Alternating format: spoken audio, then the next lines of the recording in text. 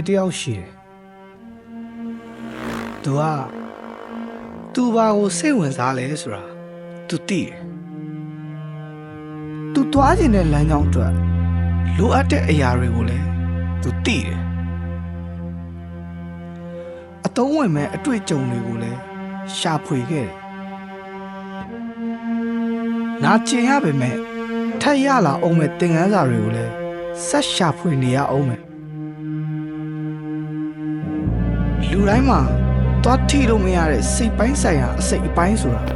တကယ်ရှိတယ်လူတိုင်းကသူ့ကဘာလေးမှာပဲသူ့နေသူ့ဟန်းနဲ့ကြေကွဲနေကြတာကြီးပဲတိတ်ပြေဆုံးပြီးပျော်ရွှင်နေရပါတယ်ဆိုတဲ့မိသားစုမှာလည်းခံစားဝမ်းနေရတဲ့ memory အခိုက်အတန့်ရှိကြတယ်သူတို့စိတ်အတိုင်းသူတို့ကိုပေးနေပြီးကိုယ်စိတ်အတိုင်းကိုနေဖြစ်ရင်းနဲ့ပဲလူတချို့ကို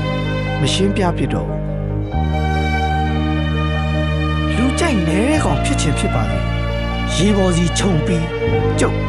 မနေလို့ခင်ဗျားတို့ကြိုက်အောင်မနေတာမဟုတ်ကျွန်တော်လမ်းကိုကျွန်တော်ဖောက်ရှောက်ကြည့်ခြင်းုံလေးပါပဲကိုနေတိုင်းဖြတ်တန်းနေရတဲ့ပတ်ဝန်းကျင်လူအပိုင်းဝိုင်းမှာခံယူချက်နဲ့ရက်တီပုံချင်းမတူညီမှုတွေအများကြီးရှိလူသားတိုင်းဟာခဏတာစုံတွေ့ရတဲ့ဧည့်သည်တွေပါပဲဘာလို့ငုံတီးနေကြမှာလဲလူသားတယောက်ဖြစ်တုံးလေးတော့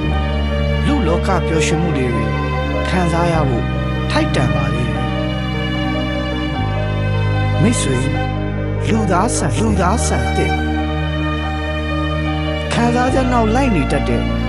လူသားတယောက်ဖြစ်ခွင့်ရှိတယ်ဟုတ်တယ်မလား